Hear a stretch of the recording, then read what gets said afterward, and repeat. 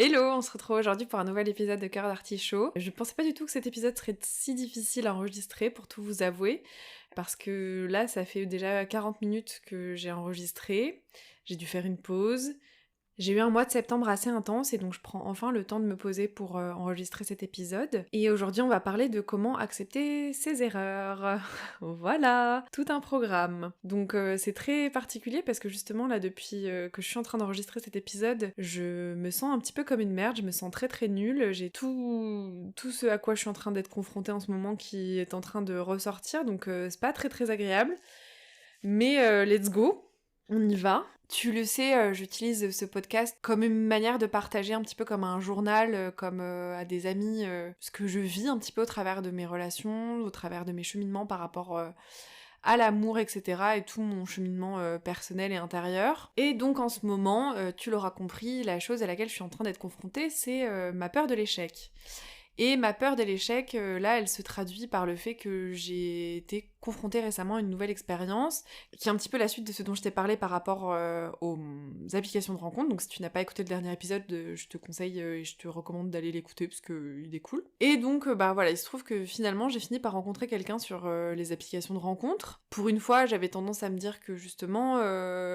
ça commençait à être un petit peu différent du type d'homme auquel j'étais confrontée jusqu'à présent. C'était pas du tout mon style habituel, pas du tout quelqu'un de mon milieu, enfin, on était très très très différents sur plein de points. Bon, tu t'en doutes, si le titre de cet épisode c'est accepter ses erreurs et accepter l'échec, ça ne s'est pas forcément très bien fini. Mais voilà, on va apprendre de cette expérience, on va en tirer une leçon et c'est ce dont je vais te parler aujourd'hui. Donc, bah pour une fois en fait je me disais que par rapport au schéma amoureux classique que j'avais tendance à répéter, à comprendre, à traverser jusqu'à présent, parce que oui, j'avais quand même tendance à comprendre que j'étais un petit peu dans un schéma amoureux un peu catastrophique de par des croyances limitantes que j'avais, etc.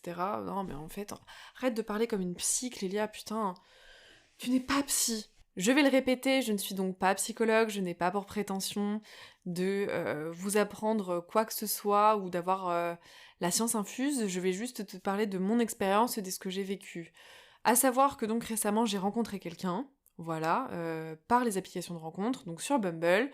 Donc je me suis dit, ah chouette, pourquoi pas, allons voir ce qui s'y passe. Et pour une fois, c'était pas moi qui étais en demande, c'était pas forcément moi qui étais en train de tomber dans mes écueils habituels, à savoir que je peux m'emballer assez facilement, que voilà, ma dépendance affective peut être facilement à l'alerte, donc j'étais un petit peu sur la réserve, parce que j'attendais de voir ce qui allait se passer. Et j'avais l'impression de constater que cette personne était intéressée par moi, donc je me suis laissée un peu portée par la vague, quoi.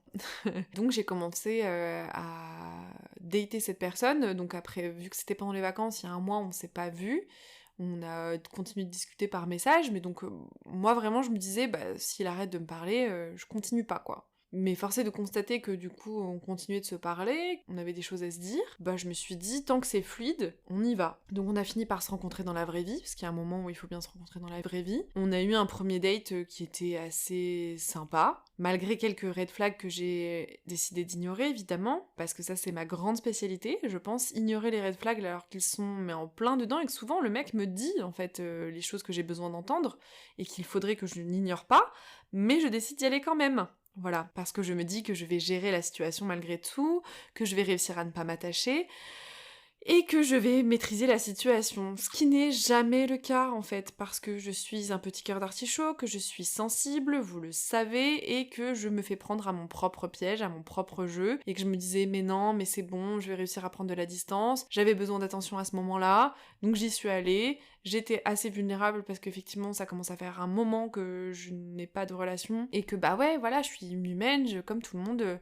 J'avais envie d'affection, j'avais envie d'attention, et quand on m'en donne, j'ai du mal à poser mes limites, j'ai du mal à me respecter, voilà, donc à dire non, et donc à ne plus dire oui quand je devrais dire non. Et donc je continue de faire des choses que je ne devrais pas faire, voilà. Et donc ce que ça m'a appris, c'est que il faut que je m'écoute plus. Il faut que je m'écoute plus, vraiment...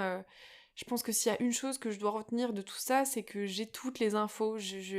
Mon instinct est aiguisé comme un couteau très très haut de gamme, mais que je décide quand même de couper de la viande de merde. Voilà, en gros.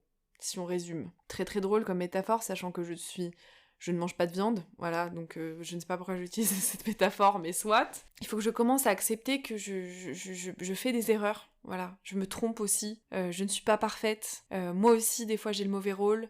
Et que penser à soi, ça veut dire accepter aussi de ne pas toujours avoir la bonne place, de ne pas toujours être la bonne personne, d'accepter de déplaire aux autres, mais pour se plaire à soi, parce qu'en fait, être de son côté, c'est la chose la plus importante qu'on puisse faire, et s'aimer, c'est accepter de faire des erreurs, accepter ses erreurs, apprendre à se pardonner soi, parce que bizarrement j'arrive à pardonner beaucoup de choses chez les autres, et chez moi c'est plus compliqué. Parce que comme vous l'entendez à mon ton, c'est encore un petit peu à vif. Oui, j'arrive pas à ne pas être en colère, à ne pas culpabiliser du fait que je n'arrive pas à m'affirmer autant que ce que j'aimerais.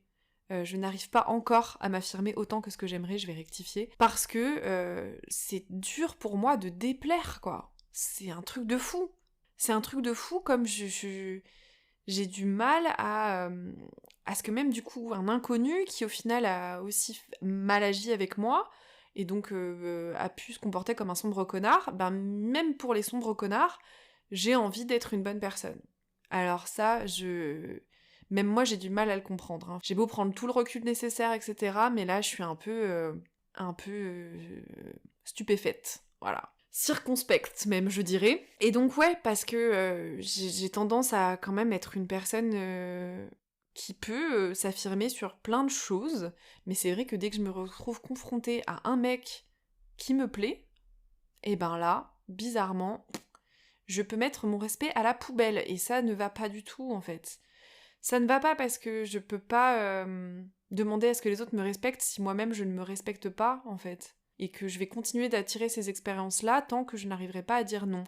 Bon, il se trouve que là, je pense que j'ai quand même réussi à faire un petit pas, qui peut être pas grand-chose pour certains, mais j'ai quand même pu dire un peu plus ce que je pensais, oser affirmer ce que je pense, oser affirmer mes besoins, oser affirmer qui je suis en fait, et me dire que ce n'est pas légitime, arrêter de m'excuser d'être là et d'être sur cette planète. Ne pas me sacrifier pour quelqu'un. Donc ça, on avance un petit peu quand même, je commence à apprendre de mes erreurs du coup, ça prend du temps, accepter que ça prenne du temps, parce que je suis quelqu'un d'extrêmement impatiente, de très exigeante avec moi, et j'ai du mal à avoir de l'indulgence avec moi-même, chose que j'arrive à faire très très bien avec mes amis, avec ma famille, mais à moi-même, ouais, je suis dure avec moi.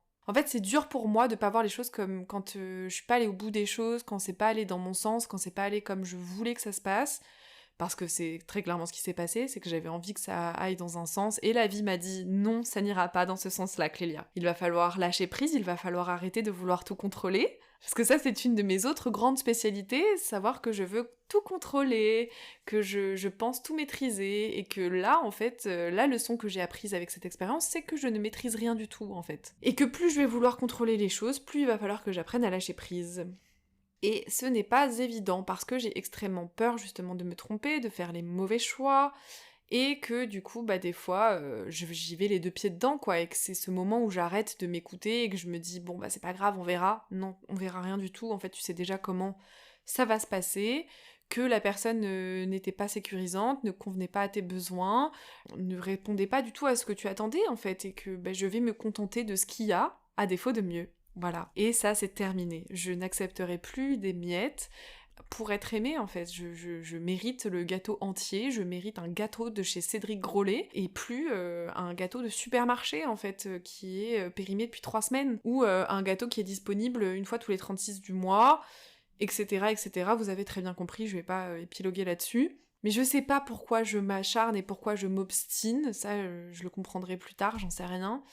Mais il y a un peu un truc de avec moi ça va être différent. Voilà, donc ça c'est l'ego qui parle de mais non mais je veux être spéciale en fait, je veux être particulière, je veux me rendre utile.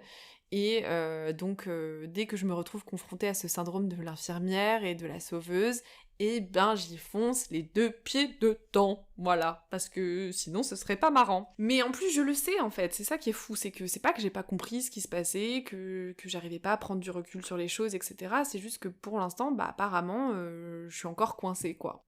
Et donc s'aimer, c'est accepter d'être encore coincé, et que c'est pas grave, que nous sommes des humains en développement, et que je vais continuer d'apprendre en fait. Et voilà, ça m'aura appris, mais la chose la plus difficile pour moi, je pense, dans tout ça, c'est d'avoir l'impression de recommencer à zéro en fait.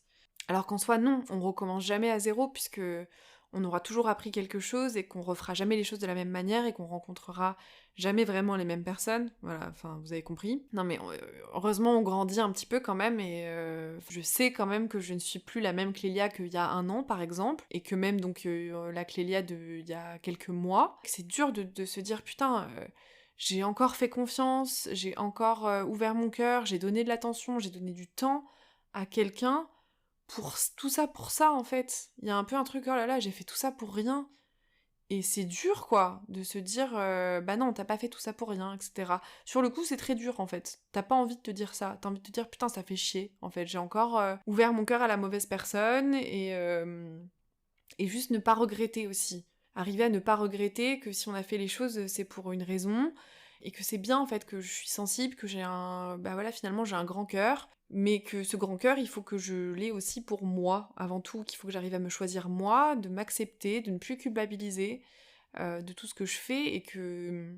Là, le gros truc auquel j'ai été confrontée, c'est de, ouais, dire ce que je pense, ça a été dur, quoi. Je me sentais vraiment comme la pire des personnes, alors que je sais que je ne suis pas une mauvaise personne. Ma valeur, elle se résume pas à cette mauvaise expérience-là. Et que bien sûr que je mérite mieux.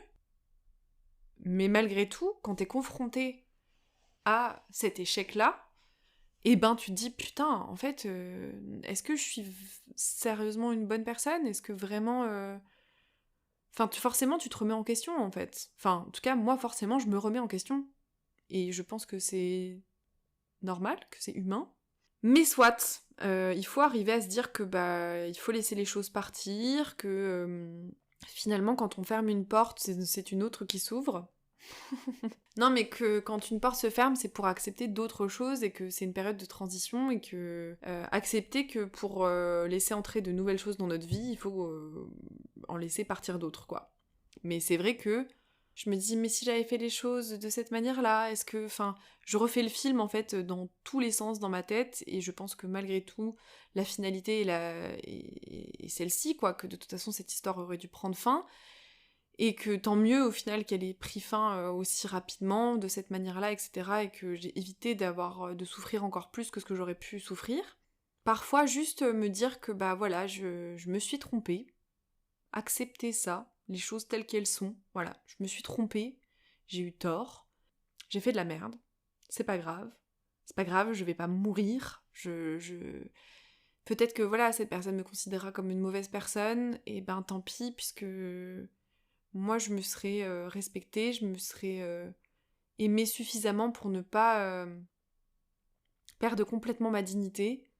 Donc je vais faire ce que j'arrive à faire pour mes amis et tout ça, et me dire que ben je vais réussir à me pardonner d'avoir fait cette erreur, d'avoir fait des erreurs tout court, et je vais commencer à me pardonner et à pardonner aussi à cette personne en fait qui, elle aussi, elle a elle a ses torts, mais c'est aussi un humain qui est aussi dans sa situation et qui, je suis un dommage collatéral quoi. Je sais que cette personne ne voulait pas foncièrement me faire du mal, elle m'en a fait, mais que c'est pas grave et que ça fait pas forcément de cette personne une mauvaise personne, c'est juste une personne qui a mal agi, parce que lui aussi n'a pas réussi à dire des choses et à s'exprimer comme moi inversement, quoi.